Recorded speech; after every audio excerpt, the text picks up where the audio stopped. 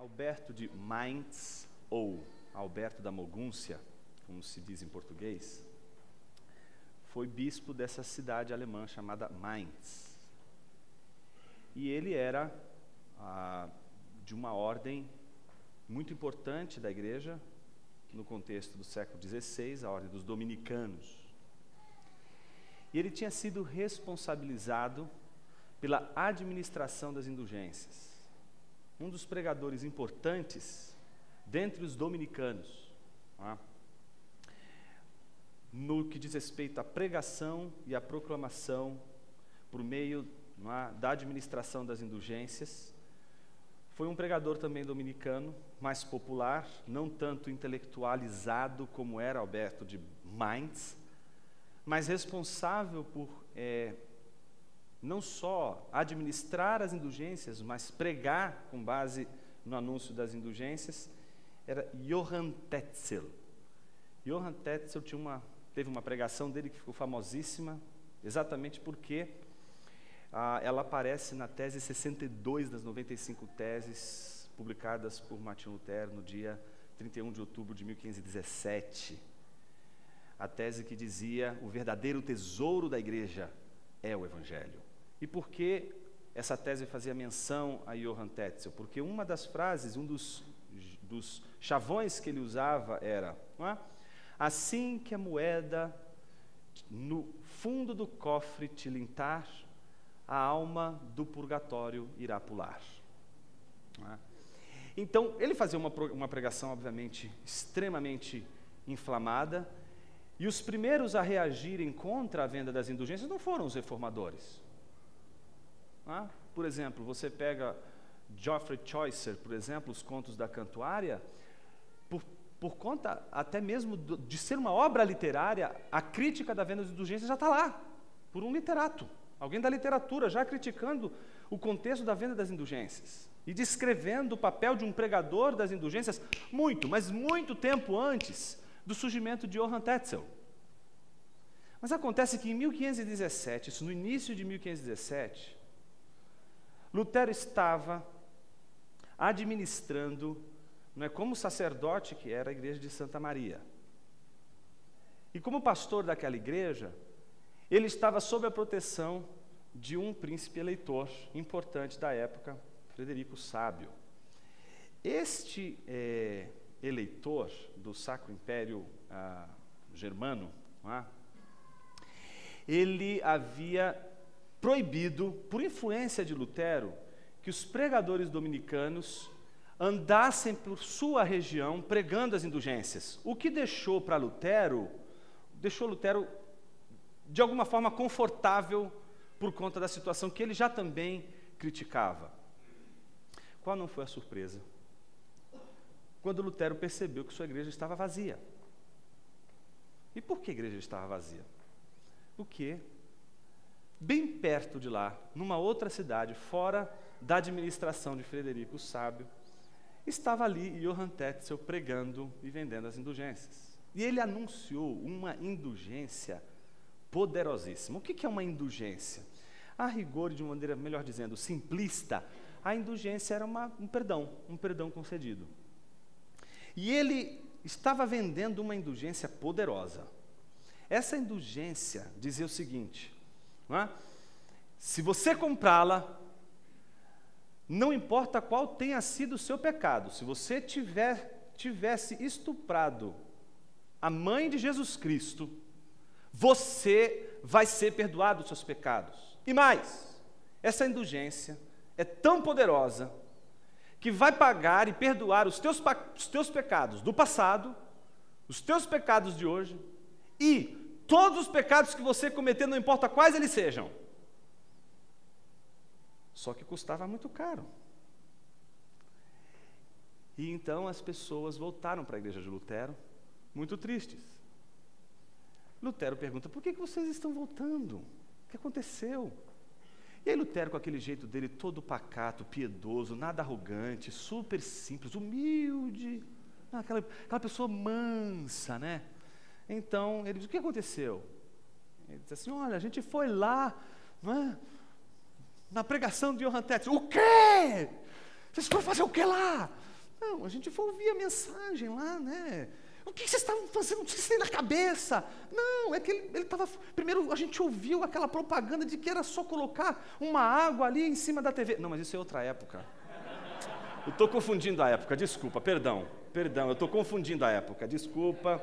Não é água, na verdade a água que ele vendia era uma água para curar murinha e para curar os animais que ficavam de alguma forma com alguma espécie de enfermidade, mas era uma água que ele julgava ter sido ungida porque ele tinha o fêmur, não é, da jumenta que levou Jesus lá na entrada de Jerusalém. Então quando ele tocava aquela água, a água ficava ungida e todo mundo podia passar água onde quisesse, não é? Inclusive para aqueles que não conseguiam encontrar a sua alma gêmea, pudessem, não é, tomar banho naquelas águas e de repente atrair a famosa experiência ali do encontro, culto do amor. Mas isso é outra época também, né? Não é daquela época, enfim. Mas enfim, deixando isso de lado, o fato é que Lutero diz: vocês não têm juízo.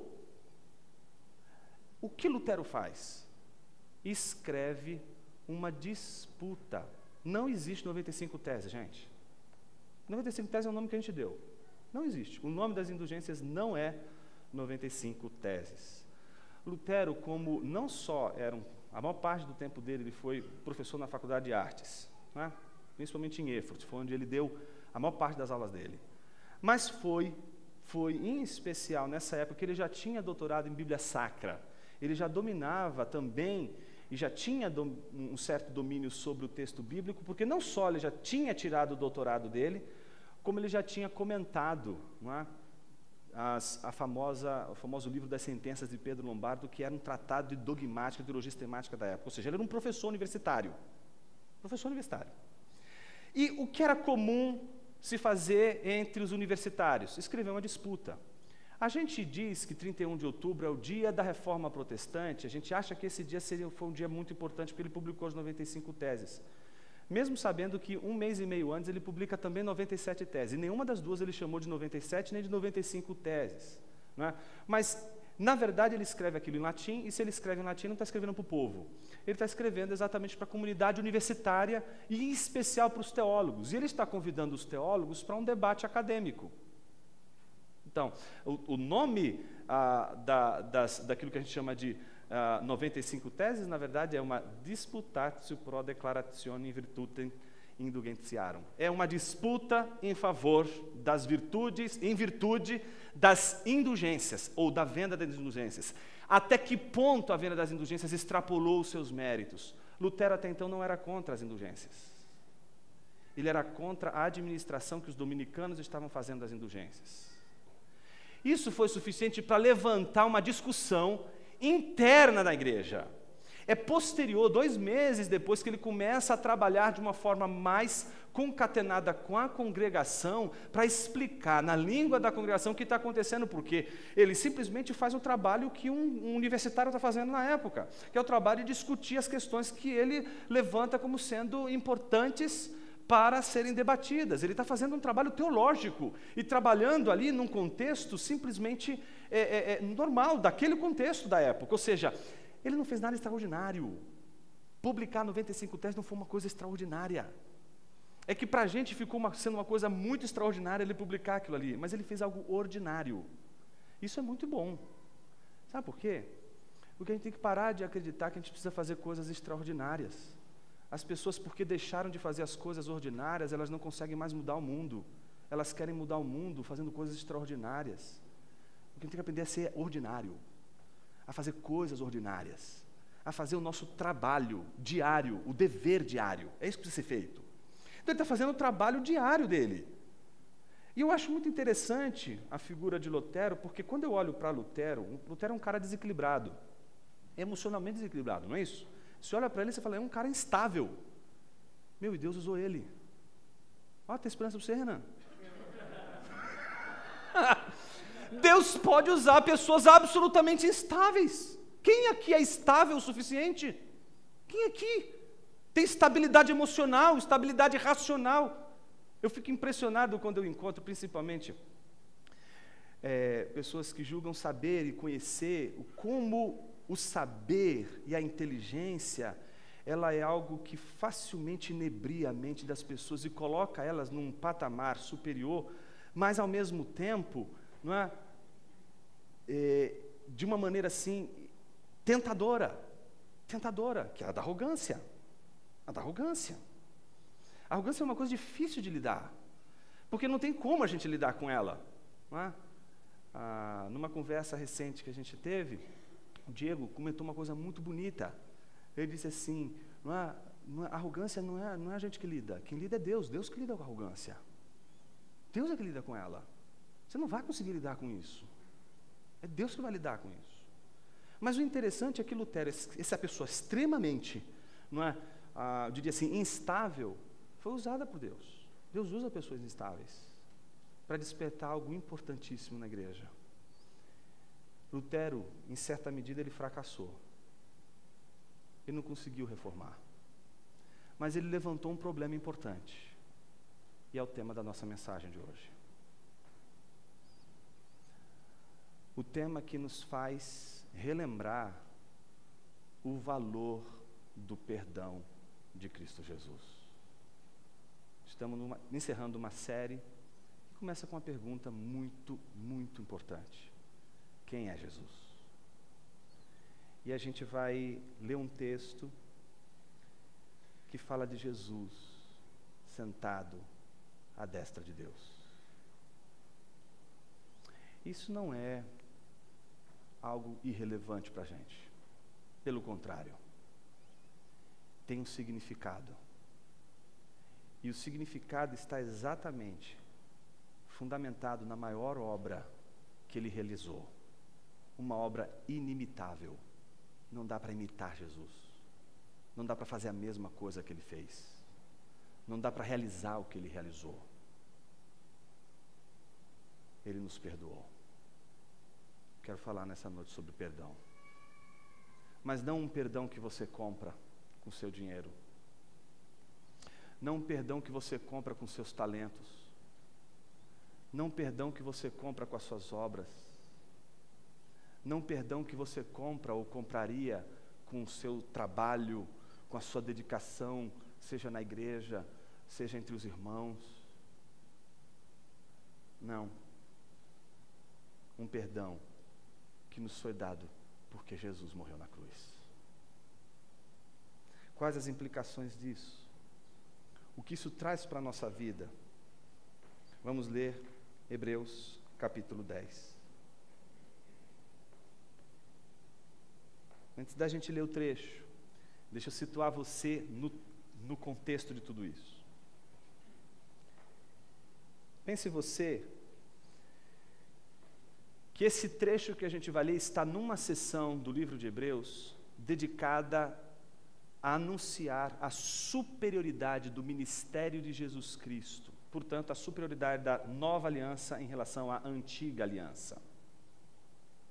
Então, quando você olha o capítulo 9, que é o que abre essa sessão, e você analisa do versículo 1 ao versículo 2, o autor do livro de Hebreus, ele quer mostrar a ineficácia da antiga aliança, em contraste com a eficácia da nova aliança em Cristo Jesus. O primeiro passo é esse, ele vai mostrar a eficácia da aliança, da nova aliança, por causa da obra de Jesus, em relação à ineficácia da antiga aliança, por causa da obra fundamental da antiga aliança, que está centrada na figura do templo. O templo, ou melhor dizendo, o tabernáculo. O tabernáculo, ele é ineficaz em relação, principalmente, à eficácia do tabernáculo de Deus, que no caso desse texto que a gente está lendo, é Jesus Cristo.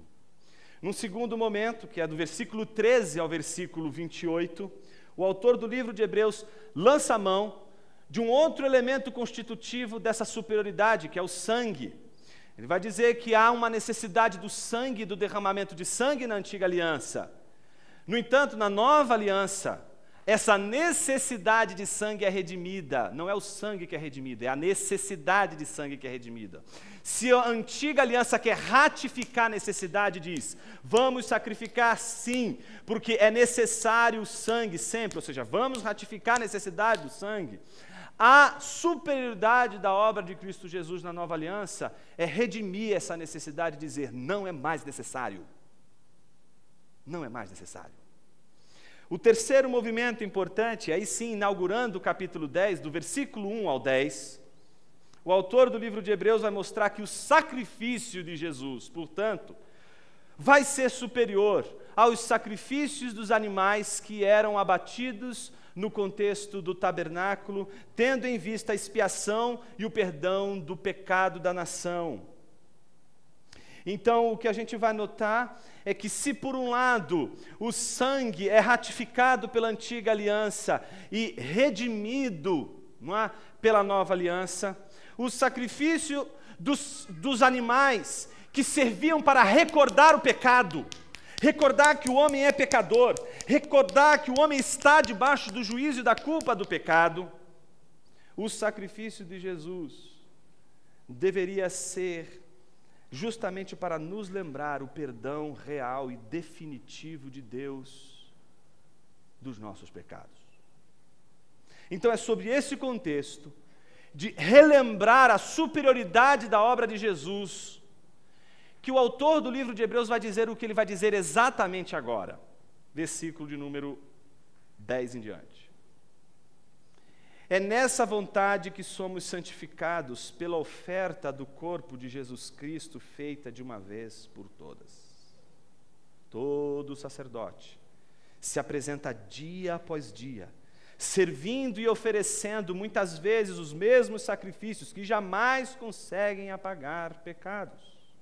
Mas este, tendo oferecido um único sacrifício pelos pecados, assentou-se para sempre à direita de Deus, esperando daí por diante que os seus inimigos sejam colocados por estrado de seus pés, pois com uma só oferta aperfeiçoou para sempre os que estão sendo santificados, e o Espírito Santo também nos dá testemunho a esse respeito, porque depois de ter dito, esta é a aliança que farei com eles depois naqueles dias, diz o Senhor.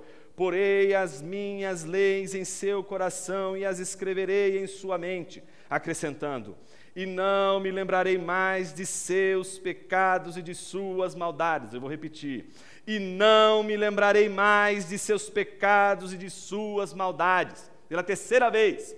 E não me lembrarei mais de seus pecados e de suas maldades.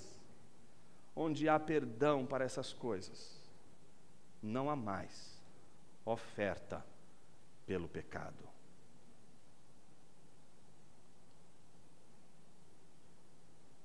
Tudo que é repetido pode ser imitado de certa maneira. Os sacrifícios aconteciam repetidas vezes. E eles poderiam ser reproduzidos.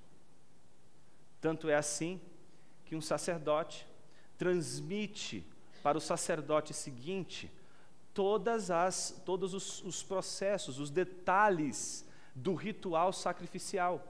E isso pode ser transmitido de geração a geração, ao ponto de isso ser uma espécie de modelo que você replica, aplica e repete, você pode refazer.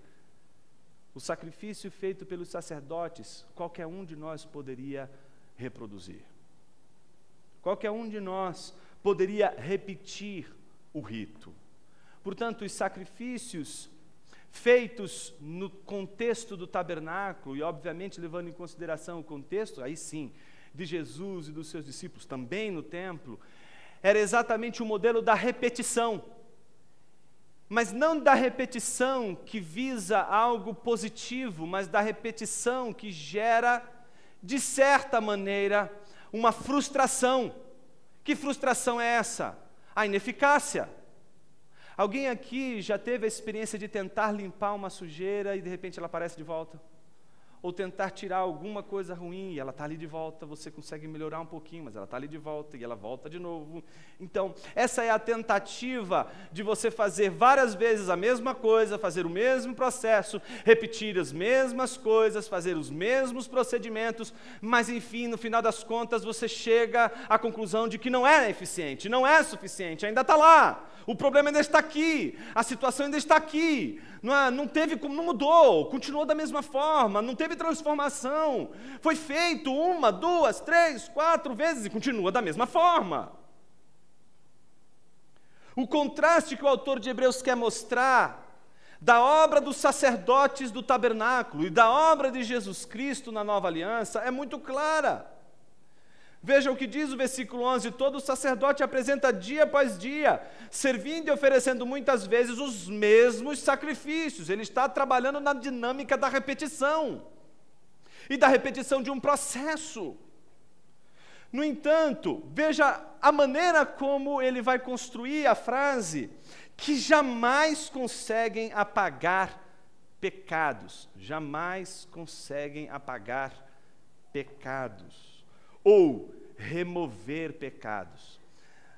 O verbo aqui no grego, ele é importante, porque o verbo aqui está no auristo. O que significa que o verbo está no auristo? O que isso quer dizer, Jonas? Que acabou, que já está feito, já está dado. Não é uma coisa que você poderia modificar, já é realizado. Então o que ele está dizendo é que jamais conseguem apagar o pecado no sentido de definitivamente, de ser definitivo. Eles não conseguem oferecer um movimento com esse processo de repetição que coloque um ponto final, que diga, acabou o processo, eu não aguento mais, chega, não tem esse ponto final. Porque esse ponto final quem dá é Cristo. Versículo 12, mas este, ou seja, Jesus Cristo, tendo oferecido quantos sacrifícios? Quantos? Um sacrifício. Ele só fez um sacrifício. E sabe o que isso significa? Que ninguém pode reproduzir o seu sacrifício. Primeira coisa, não dá para imitar Jesus no seu sacrifício. Você jamais vai conseguir fazer o que Jesus fez. Nem para salvar os outros, muito menos para salvar você mesmo. O que Jesus fez é impossível de ser reproduzido. Não dá para reproduzir. Segunda coisa importante, nem o próprio Jesus Cristo vai reproduzi-lo. O Cristo não tem necessidade de reproduzir o mesmo e único ato. E a pergunta é por quê? Porque o ato de Jesus foi suficiente. Porque o ato de Jesus removeu a mancha. Porque o ato de Jesus cobriu a multidão de pecados. Porque o ato de Jesus é o verdadeiro e não a sombra. Uma das coisas que chama a atenção quando a gente lê o capítulo 10, principalmente o versículo 1, e se você voltar um pouquinho aí os seus olhos, você vai ver isso, ele diz o seguinte, ora, sendo a lei sombra dos bens futuros, e não a imagem exata das coisas boas, todos os sacrifícios repetidos, todos os atos dos sacerdotes, não passam de uma sombra. Sabe aquela sombra de alguém que está chegando, que é só o anúncio, que é só o aviso, mas não é o real, é só a sombra. O real está por vir, e esse real veio, esse real é Cristo. Cristo é o sacrifício real, último, derradeiro, suficiente, eficaz e que põe fim na mancha do pecado humano. Seria isso uma boa notícia? Parece que sim. E aí você deve estar naturalmente perguntando, Jonas, por que é tão importante isso? Por que eu preciso saber disso?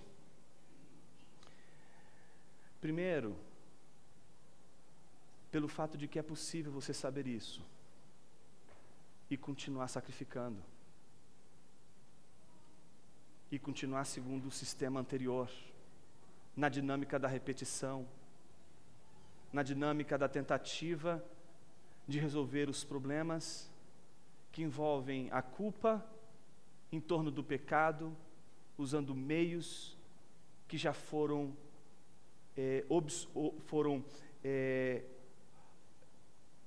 anulados pela obra suficiente e eficiente de Jesus. Deixa eu dar um exemplo. Imagine você que judeus cristãos que se converteram à fé, que ouviram a mensagem do Evangelho, ainda estavam fazendo sacrifícios, ainda estavam oferecendo o sangue de animais. E aí você deve estar perguntando, Jonas, mas isso foi lá atrás. Nós abrimos o sermão de hoje mostrando que no século XVI, o século que é marco para a gente, para a nossa história, inclusive para a nossa tradição, a marca disso é exatamente um questionamento com relação às indulgências. Por que é necessário indulgência, uma vez que o sacrifício de Jesus foi único e suficiente? Não é mais necessário, não preciso fazer mais nada. Eu não preciso absolutamente realizar nenhum outro ato que seja com o objetivo de purificar ou remover a mancha. Porque eu sei que ele fez isso. Mas, no entanto, a gente tem a venda das indulgências. Mas não só isso. A gente olha a história das indulgências e a gente liga a televisão hoje e passa os canais, de repente você vê lá o vendedor de indulgências, só que agora ele usa um chapéu. Está lá, vendendo. E você diz assim, mas como assim? Por que isso é possível? Sabe por que isso é possível? Porque a gente não viu Jesus ainda. Você sabe que o último momento de Jesus com os discípulos e com os homens, não é? Foi aquele momento em que Jesus se despede deles, não é? E dá uma mensagem a eles, não é? Orientações para que eles fiquem em Jerusalém. Ele está em Betânia junto com todos eles e de repente ele é assunto aos céus. De repente, quando ele sobe aos céus, as nuvens o encobrem, ninguém mais vê Jesus. 2 varões, não é? Os anjos aparecem e dizem o quê? Do mesmo modo como vocês viram subir, ele um dia também voltará, ele descerá. Então, desde então, eles não veem mais Jesus. Esse registro não só está em Lucas 24, mas também está em Atos capítulo 1, versículo 14 em diante. Mas em Atos capítulo 7, versículo 54, acontece algo extraordinário. O primeiro diácono da igreja, um dos primeiros diáconos da igreja, e o primeiro mártir da igreja, chamado Estevão, ele fez uma pregação incrível. A pregação dele foi exatamente dizendo, não é necessário mais voltarmos aos sacrifícios, porque Cristo realizou a obra perfeita, ponto. Versículo 54 de Atos 7 diz que eles rangeram os dentes, ficaram com ódio dele, e enquanto eles rangiam os dentes, com raiva de Estevão, a Bíblia diz que o céu se abriu, mas só se abriu para Estevão. E a Bíblia diz que Estevão viu Jesus na sua glória. E Jesus estava como? Assentado à destra de Deus Pai. O interessante é que ele não se contenta em apenas ver. E ele fala, ele falou, eis que os céus estão abertos, e o Filho de Deus está sentado à destra de Deus Pai. Pronto, os homens não aguentaram, e começaram a apedrejar ele. E sabe o que é maravilhoso nesse texto, apesar de ser trágico? É de que Estevão não recua. Estevão não volta com a palavra atrás. E aí você me pergunta assim, mas Jonas, por quê? Imagine você que ele está vendo Jesus, mas ele não está vendo Jesus numa posição assim, eu diria assim, secundária. Ele está sentado à destra de Deus Pai. Isso a gente professa no credo, quando a gente lê aqui o credo no culto. A gente lê isso nas Escrituras, a gente acabou de ler isso em Hebreus. A gente lê isso em Atos capítulo 7, versículos 54 e 55, que vai dizer que ele viu Jesus sentado à destra de Deus Pai. E isso não pode passar em branco. A gente não pode olhar isso e não parar tudo o que a gente está fazendo para dizer o que isso significa. Significa, em primeiro lugar, que Jesus assumiu a sua posição de governo, assumiu a sua posição de rei, assumiu a sua posição de governante sobre todas as esferas. Isso significa que Estevão está olhando para Jesus, o rei governante, na sua glorificação, no seu estado glorificado. Isso tem que escandalizar você. E aí você me diz, por que, Jonas? Porque no fundo você deveria dizer, Jesus, me tira dessa. Porque você tem o poder. Você está sentado à destra de Deus Pai. Salva a mim mesmo. Me salva. Mas não. Estevão, ele está ciente de que Jesus está à destra de Deus Pai. E se Jesus está permitindo ele passar pelo que ele está passando, é porque está debaixo da soberania deste rei, o controle de todas as situações, inclusive do martírio dele. Ele está confiando que o martírio dele é para a glória de Cristo. Ele sabe, e como é confortador para ele saber que ele está morrendo, olhando Jesus governando e saber que ele, portanto, não está morrendo à toa e em vão. Você sabe, você vê, você crê que Jesus é soberano sobre todas as coisas? Como isso é importante, meus irmãos. Isso é importante porque isso significa que você sabe que Ele controla todas as situações. E a grande pergunta que a gente faz é: o que isso tem a ver com Hebreus? O versículo de número 12 diz: mas este, tendo oferecido um único sacrifício pelos pecados, assentou-se para sempre à direita de Deus. Jesus nunca foi e nunca será um mero rei político. Ele é rei político e sacerdote. Ele é político no sentido de governar tudo o que existe neste mundo, e nada do que existe nesse mundo está fora ou fora do seu poder, do seu domínio. Mas ao mesmo tempo, o reino de Jesus não diz respeito apenas à autoridade política, mas diz respeito também ao nosso pecado. Às vezes a gente quer que Jesus resolva todos os problemas mais importantes da nossa vida, porque Ele é rei. Ele pode curar, Ele pode salvar, Ele pode libertar, Ele pode fazer qualquer coisa. Mas por que não conseguimos contemplar o perdão de Jesus como a coisa mais valiosa dessa vida?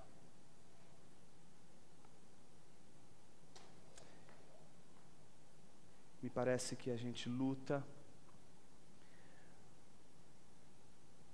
contra uma incredulidade profunda,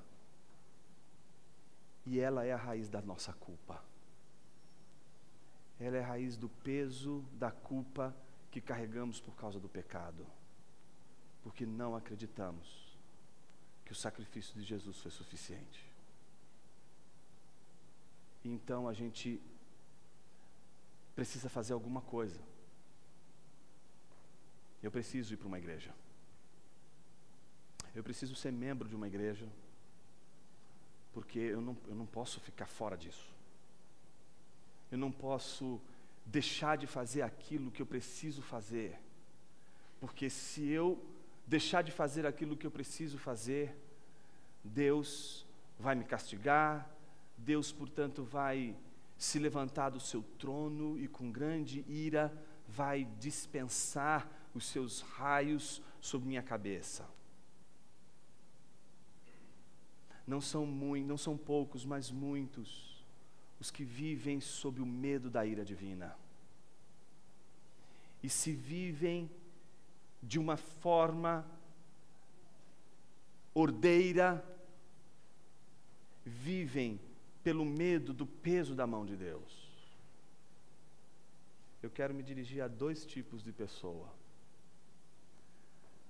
Aqueles que estão cheios de atividades eclesiásticas, cheios de obras para fazer dentro da igreja, mas as fazem justamente porque percebem que se não fizerem, não vão ter o sinal do perdão. Mas eu quero me dirigir também àqueles que fazem obras, que trabalham para o Senhor, que servem ao Senhor, mas não ligaram absolutamente esse serviço ao peso do pecado, ao peso da culpa e uma busca por um sinal da aprovação de Deus. Pelo contrário, são pessoas que servem a Jesus e servem ao reino de Deus com todo o coração, com toda a sua força, com toda a sua alma, porque elas são gratas. Eu quero falar a culpados, mas eu quero falar também aos que têm gratidão no coração. Quero falar dos que têm gratidão no coração, para os que vivem a religiosidade no sistema da culpa, possam viver o ministério da igreja local como gratidão e não como peso. Pois uma só oferta, versículo 14, aperfeiçoou para sempre os que estão sendo santificados.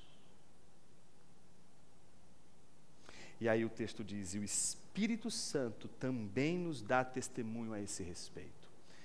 O testemunho do Espírito Santo é uma das coisas mais importantes que o crente precisa. Porque sem o testemunho do Espírito Santo, a gente não tem gratidão. O testemunho do Espírito Santo é que dá gratidão. Porque o que é o testemunho do Espírito Santo? O testemunho do Espírito Santo não é outra coisa, senão aquela convicção no teu coração, de que a palavra de Deus é verdadeira.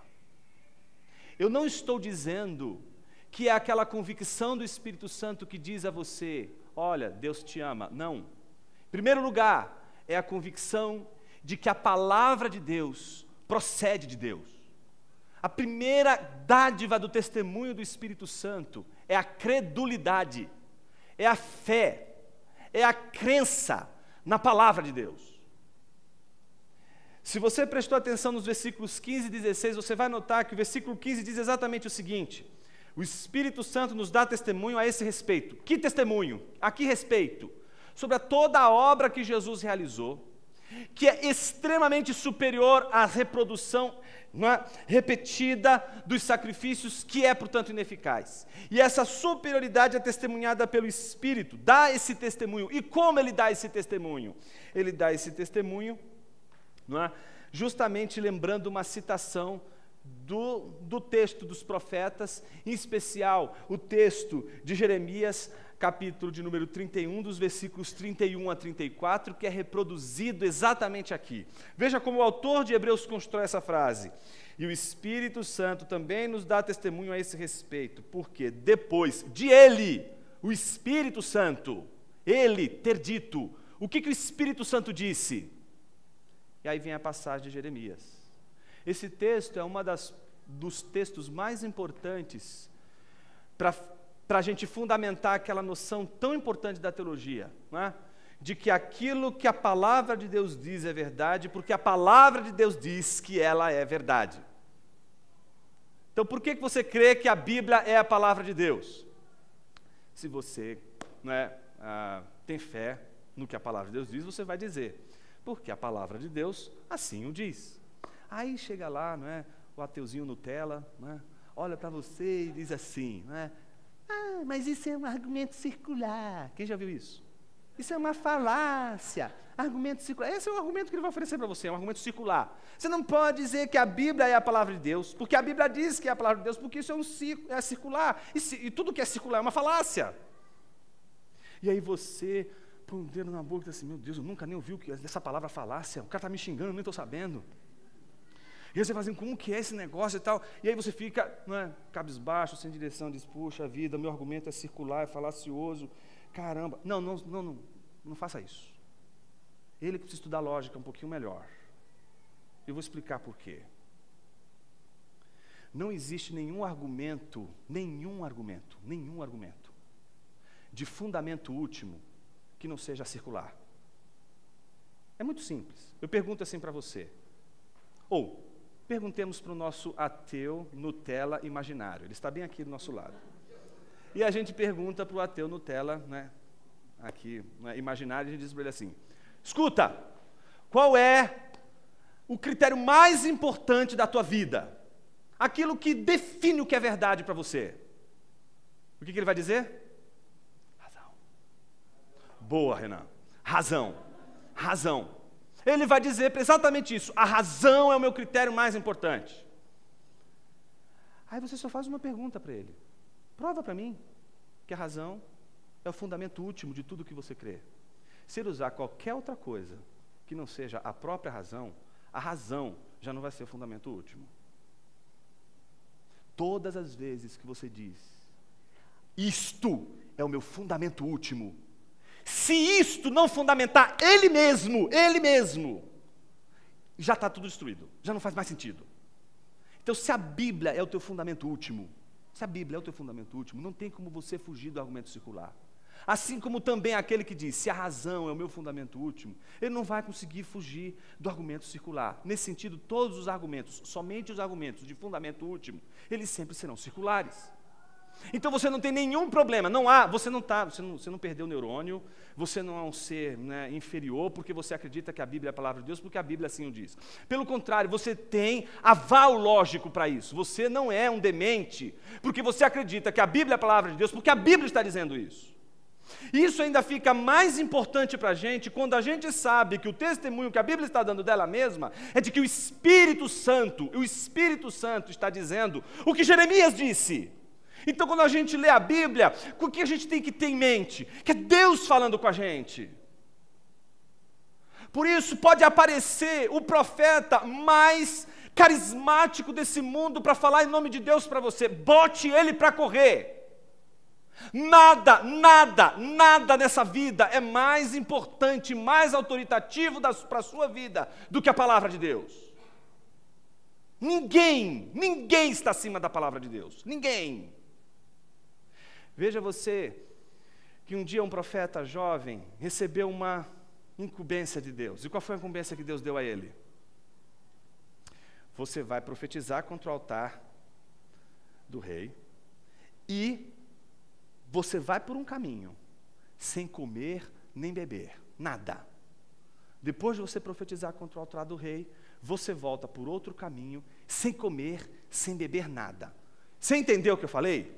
Repete. Ele faz igualzinho que Deus mandou fazer. Vai por um caminho, sem comer, sem beber nada, profetiza contra o altar do rei. Quando o rei vai levantar a mão contra ele, ele profetiza contra o rei, a mão do rei fica paralisada, então o rei pede por misericórdia, então ele retira a maldição do rei, o rei volta a sua mão ao normal, ele então destrói o altar, faz tudo o que Deus mandou ele fazer, tudo conforme Deus mandou. E aí ele exatamente pega um outro caminho, exatamente um caminho contrário que Deus havia, o caminho diferente do que ele tinha vindo, conforme Deus havia ordenado, sem comer, sem beber nada. No meio desse caminho, um profeta velho, a Bíblia não fala nenhum dos nomes, nem o nome do profeta novo, nem o profeta velho. A gente só sabe que um é novo, e a gente sabe que o outro é velho. E o profeta velho, sabendo o que ele fez, monta ali no jumentinho, dá uma corridinha, não é? Faz um meio caminho, pega ele nesse atalho e diz assim, você é o homem de Deus que profetizou contra o altar do rei. Eu fiz isso mesmo e tal. Puxa vida, vem aqui ficar em casa, a gente tem lá um churrasco bem gostoso para você comer com a gente e tal, a gente preparou um rango legal para você, e ele diz assim, não meu senhor, eu não posso fazer isso, porque Deus mandou eu voltar por aqui, e eu não posso comer nem beber nada, porque esse é o caminho que Deus mandou. Aí, o que o profeta velho disse? A chave que mais encanta todos os seres humanos, mas Deus falou comigo. Pronto. Esse Deus falou comigo, meus irmãos, é um negócio sério. Porque o profeta já era velho. E ser velho era positivo, principalmente pelo fato de um profeta ali, velho, exercer confiabilidade. Então ele já é um profeta experimentado. Então só pelo fato de ele ser experimentado, aquilo já seduzia ele. Segundo, ele diz, Deus falou comigo que você poderia comer na minha casa. Ele disse, ele disse isso e foi, confiou. Livre, leve e solto, e foi para a casa dele, comeu, bebeu, etc. E voltou para o caminho. No meio do caminho, Deus aborda o jovem, né, iniciante ao ministério pastoral e diz assim, filho, o que você fez? Não, mas o que eu fiz? Eu não mandei você fazer, o que eu podia você fazer? Não, eu fiz, você não mandou, profeta, não falei nada, profeta, quem falou foi eu. Você percebeu que ele está conversando com Deus, mas entrou um intermediário na história e falou em nome de Deus. Meus irmãos, não deixe que ninguém fale no lugar de Deus. Não deixe que ninguém fale acima dessa palavra. Não deixe que ninguém fale contra essa palavra. A gente não tem nenhuma autoridade eclesiástica que seja mais poderosa do que essa palavra. Não tem credo, não tem nem nossa confissão Batista, 1689, a nossa confissão, não é mais autoritativa do que essa palavra. Não é mais poderosa do que essa palavra. É um bom e excelente resumo da nossa fé, mas não é a palavra de Deus. Nada do que um homem possa dizer, nada do que um homem possa falar é mais poderoso e mais confiável do que a palavra de Deus. Desde o jardim do Éden, a serpente tenta nos iludir com relação à palavra de Deus e fazer a gente não mais escutar a palavra de Deus.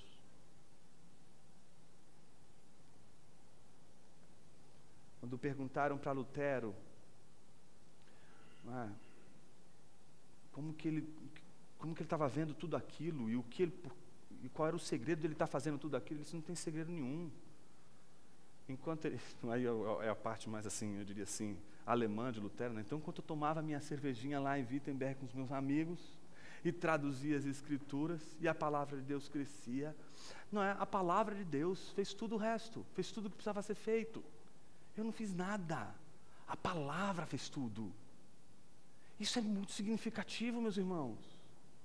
A palavra tem que crescer essa igreja, a palavra tem que edificar você, a palavra tem que edificar o seu casamento, a palavra tem que edificar a tua vida, a palavra tem que modificar o teu pensamento, a palavra tem que mudar a natureza das coisas na tua vida. Mas para isso acontecer, é preciso crer que a palavra é autoritativa, é preciso crer na palavra de Deus, é preciso confiar que aquilo que a palavra diz é verdadeiro. E o que a palavra diz para a gente? Versículo 18: onde há perdão para essas coisas, não há mais oferta pelo pecado. Se a palavra de Deus está dizendo que não adianta nada você trabalhar para o Senhor, não é? E fazer disso um sinal da aceitação de Deus, isso não adianta, é sinal de que você não confia na palavra de Deus. Porque o que a palavra de Deus está dizendo? A palavra está dizendo que o que Jesus fez na cruz foi suficiente. Isso é muito arriscado o que eu estou dizendo aqui. Por quê? Exatamente agora você pode dizer o seguinte: não preciso fazer mais nada na igreja, não preciso mais servir, não preciso mais fazer bondade nenhuma. Aliás, esse é um dos tópicos mais importantes, porque uma vez que Ele perdoou os nossos pecados, uma vez que Ele morreu na cruz e nos purificou, não tem mais culpa nenhuma, porque Ele nos perdoou, Ele fez a obra, não precisamos mais comprar, seja indulgência, ou fazer absolutamente qualquer coisa para receber o perdão de Deus, porque Ele nos deu o perdão. Jesus nos perdoou através do sacrifício dEle na cruz do Calvário. Isso então nos livra de fazermos as obras, pelo menos, para expiar os nossos pecados. E é verdade. Você não precisa fazer nada, você não precisa ser membro de igreja, você não precisa absolutamente nada. Para o perdão dos seus pecados, você não precisa fazer nada. Jesus fez tudo. Mas é isso que vai revelar muita coisa sobre você. Nossa, não preciso fazer mais nada. Puxa vida, você ainda não foi perdoado. Porque alguém que é perdoado vai dizer o seguinte: Senhor, o que eu faço é muito pouco para expressar minha gratidão pelo que o Senhor fez. Com isso que eu estou querendo dizer hoje. Não interessa o serviço que não tenha uma intenção de agradecer a Deus. Tudo que a gente faz aqui, se não for para celebrar Ele, se não for para agradecer pelo que Ele fez, não serve para nada. Não vai lidar com nossa pecaminosidade, não vai lidar com a nossa natureza ruim, porque a única coisa que revela a obra de Deus na nossa vida é a gratidão. Como é infeliz uma pessoa ingrata, porque a ingratidão revela a não descoberta do maior tesouro da igreja, que é o perdão de Deus, o perdão que Ele já deu, que não há nada que você possa fazer, porque Ele já fez, simplesmente Ele já fez o que tinha que ser feito. Então, se antes a gente tinha uma cabeça pensando que eu preciso fazer alguma coisa para que Deus me aceite, do tipo, sabe aquela situação em que você já fez todo o serviço, né? E aí está lá o seu superior, E aí você falou assim, puxa vida, eu não posso ficar aqui sem fazer nada, então eu tenho que mostrar que eu estou fazendo alguma coisa. E aí você, né, mostra que você está fazendo alguma coisa, mas você mostra que você está fazendo alguma coisa, né, só para o teu superior ver. Você não precisa fazer isso para Deus. Não precisa fazer isso para Deus. Você não precisa mostrar para Deus que você está fazendo as coisas para Ele ficar feliz com você e dizer assim, muito bom, toma aqui uma estrelinha do esmilinguido para você. Não, Deus não vai fazer isso com você. Deus não vai te dar estrelinhas, né, a cada boa obra que você faz. Porque Deus só olha para uma obra. Deus não olha para a sua obra. Deus não olha para as coisas pequenas que você faz. Deus só olha para uma coisa, a única coisa relevante que alguém um dia fez nessa vida. O que Jesus fez naquela cruz do Calvário. Quando Ele olha para você, Ele não está olhando para aquilo que você faz. Ele está olhando para aquilo que Jesus fez. Deus jamais olha para você por você mesmo. Se Ele olhar para você e para mim, por nós mesmos, estamos de todo, né, eliminados. Ele só derrama graça sobre nós porque Ele nos vê através de Jesus.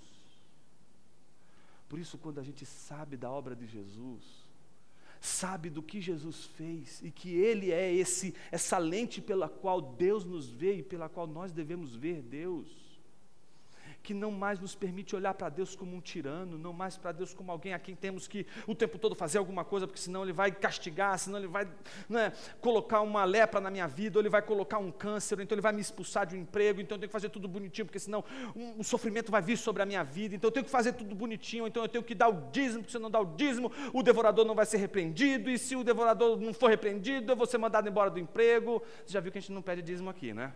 Justamente para você não ser tentado. A não ser tentado a pensar que o dízimo é uma maneira de você comprar o perdão de Deus. A pensar que a maneira que você oferta, aquilo que você entrega para Deus é um meio pelo qual você poderia ter algo dele. Não serve para nada disso, para nada disso. Tudo que a gente faz para Deus não é para repreender devorador, não é para espantar mal-olhado, não é para a gente não pegar uma doença, não é para a gente perder uma família, não é para nada disso. Tudo que a gente faz para Ele deve ser só uma forma, ainda que tímida, de dizer para Ele, com muito que a gente pode fazer, te amo, Senhor. Obrigado pelo que o Senhor fez. Será que você pode olhar para o que você faz hoje e dizer, o que eu faço não é um meio para me livrar da culpa, mas é um meio para agradecer a Deus pelo que Ele tem feito? Quando a gente vê as oportunidades que a gente tem de agradecer o Rei dos Reis, o Senhor dos Senhores, que se fez homem e em humilhação entregou a sua vida por nós, a gente descobre que a vida cristã não é o peso da repetição de sacrifícios, mas é a leveza da gratidão. De perceber que em cada ato, em cada obra, em cada feito que a gente faz, ali não tem o peso de uma coisa que eu preciso fazer para alcançar algo de Deus. Não, ali está só uma maneira de demonstrar para Ele o quanto eu sou grato. Será que a gente tem sido grato ao Senhor? Ou será que a gente só é grato quando Ele cura, quando Ele liberta, quando Ele faz uma coisa bacana, e a gente diz assim, uau, Senhor, que coisa legal, puxa, que coisa incrível. Será que a gente pode ser grato como Estevão, que sendo apedrejado, é grato a Deus, por ver Jesus sendo Rei, Senhor de tudo e de todos, e portanto capaz, como ninguém é capaz de perdoar os seus pecados? Jonas, de fato eu acho que eu tenho transitado num sistema de obras e de uma agenda pesada para servir a Deus, em que eu vou servindo a Deus, servindo a Deus, servindo a Deus, porque no fundo eu tenho medo de Deus não é me pegar na esquina. E eu acho que eu não via por essa ótica da gratidão. Eu quero orar com você. Eu não quero orar por você. Porque como você, a gente tem ao nosso redor a tentação de esquecer de tempos em tempos o valor do perdão de Jesus. E quando a gente esquece isso, parece que a gente perde de vista Jesus o Rei. Quando a gente perde de vista Jesus, a gente perde a fonte de toda a nossa gratidão, a fonte de toda a bênção que a gente poderia ter nessa vida. Quando do nosso horizonte a gente já não enxerga mais Jesus, a gente enxerga só as obrigações, a gente já não consegue mais pensar que as nossas obrigações glorificam a Ele. Eu quero desafiar você a olhar tudo o que você faz para agradecer a Ele. Não só o que você faz na igreja, o que você faz no seu trabalho, o que você faz de melhor nessa vida.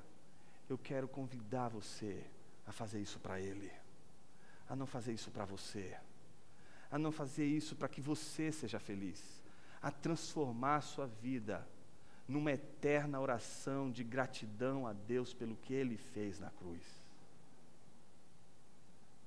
Jonas, eu não sei o que é ser perdoado. Nesse caso eu quero orar por você. Orar para que o Espírito Santo de Deus testemunhe o perdão de Deus no seu coração. Orar para que o Espírito Santo de Deus visite o teu coração e revele a palavra de Deus mais uma vez.